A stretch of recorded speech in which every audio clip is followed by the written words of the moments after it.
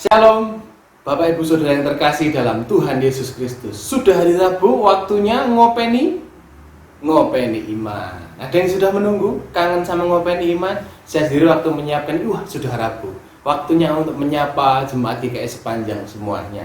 Kita akan mendengarkan firman Tuhan, tapi sebelumnya seperti minggu-minggu yang lalu, kita akan nyanyi terlebih dahulu dari PKJ 264, apalah arti ibadahmu. Baru setelah kita nyanyi, kita memasuki firman Tuhan.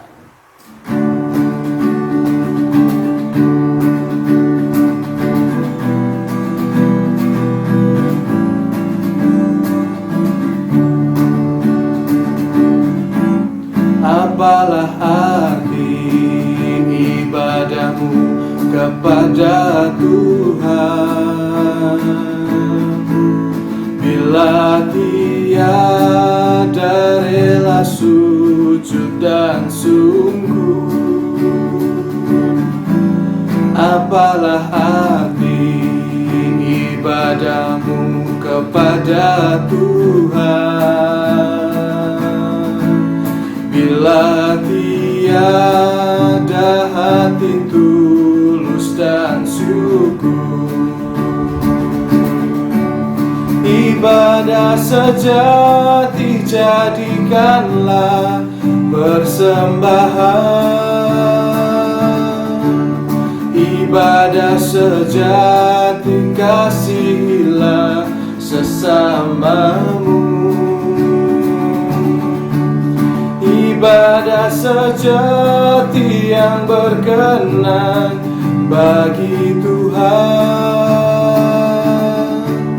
jujur dan tulus ibadah murni bagi Tuhan. Refnya saja.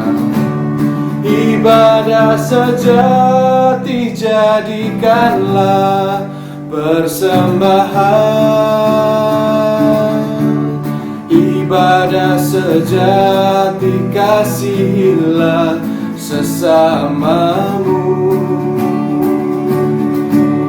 Ibadah sejati yang berkenan bagi Tuhan, jujur dan tulus ibadah murni bagi Tuhan.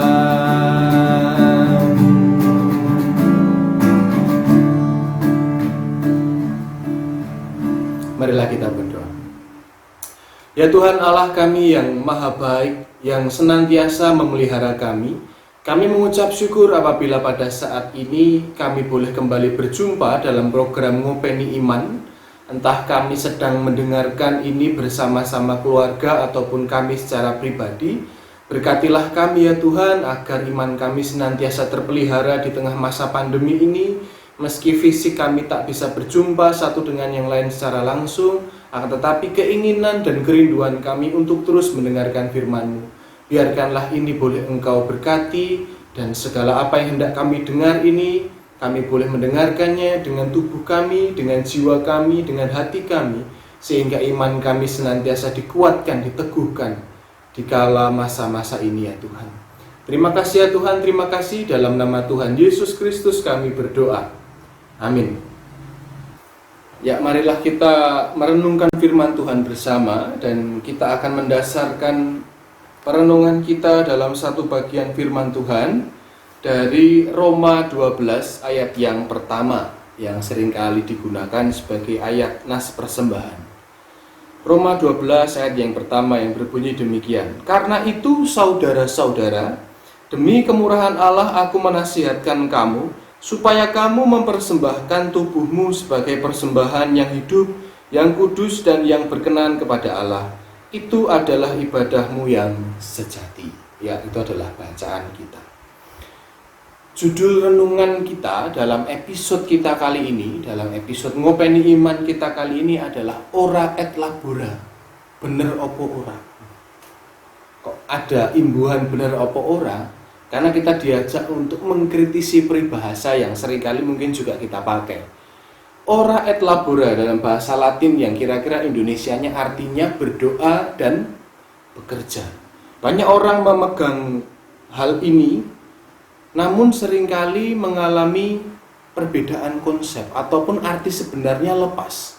Karena ada kata berdoa lalu bekerja. Nah, perbedaan konsepnya di mana? Seringkali orang memahami mana doa, mana kerja itu sesuatu yang terpisah. Doa seringkali hanya untuk mengawali sebuah pekerjaan lalu menutup pekerjaan, begitu saja. Seakan-akan doa itu terpisah dari pekerjaan. Kayak orang kalau memisahkan mana yang rohani, mana yang jasmani gitu. Kayak kita kan hobinya begitu ya. Berkat rohani, berkat jasmani, padahal semuanya adalah berkat Tuhan. Tidak bisa terpisah-pisah. Nah, tapi seringkali itu terpisahkan. Oh, aku akan ngurusi yang rohani dulu di gereja. Parahnya lagi, kenapa kok mau pelayan di gereja? Karena aku sudah terlalu lama ngurusi yang duniawi-duniawi. Spiritualitasnya itu dikotomis, memisah-misahkan. Mana yang rohani, mana yang tidak. Padahal kita diciptakan dalam satu gabungan antara debu dan tanah dan juga dari nafas Allah sendiri. Jadi tidak ada alasan untuk kita memisah-misahkan mana rohani, mana tidak, mana berdoa, mana yang bekerja. Lalu apa maksudnya? Maksud Rasul Paulus dalam Roma 12 ayat yang pertama adalah supaya kita itu tidak membedakan itu. Kenapa? Karena ibadah yang sejati itu yang seperti apa? Ketika kita mempersembahkan tubuh sebagai persembahan yang hidup, yang kudus dan yang berkenan kepada Allah. Itu adalah ibadahmu yang sejati. Seluruh hidup kita mulai dari bangun tidur, bekerja seharian, pulang capek, mandi dan yang lain-lain. Nggak tahu sekarang masih WFH atau tidak. Itu begitu terus kalau kita memahaminya ibadah hanya di hari Minggu saja, terus Senin sampai Sabtu kita ngapain? Nah, yang dimaksudkan Paulus adalah kehidupan sehari-hari kita ini. Itu adalah bentuk persembahan kepada Allah. Berdoa kita, bekerja kita adalah satu kesatuan yang tidak bisa terlepas. Jadi ibadah kita itu tidak bisa terlepas mana doa, mana bekerja. Karena kalau kita mengetahui ibadah kita itu kan sifatnya liturgi. Jadi liturgi itu bukan hanya rangkaian tulisannya apa, tapi keseluruhan ibadah kita kalau kita di gereja itu namanya liturgi. Liturgi sendiri itu berasal dari dua kata, yakni laos dan ergon, yang artinya adalah pekerjaan rakyat alias gotong royong. Sehingga pekerjaan bersama-sama ini pada akhirnya disebut ibadah itu sendiri. Jadi kalau mau saya bahasakan adalah ibadah itu adalah bagaimana kita menyadari doa kita kepada Allah, karya kita kepada Allah itu adalah satu kesatuan dalam ibadah kita untuk Allah. Doa, kesempatan yang diberikan Allah, anugerah Allah. Pekerjaan, karya kita, itu adalah anugerah yang diberikan Allah, itu diikat menjadi satu. Kita kembalikan kepada Allah, itulah ibadah kita. Sehingga tidak ada alasan lagi untuk memisah-misahkannya. Terus apakah pertanyaan, loh, berarti kalau kita berdoa dulu sebelum bekerja salah? Tidak, bukan masalah itu.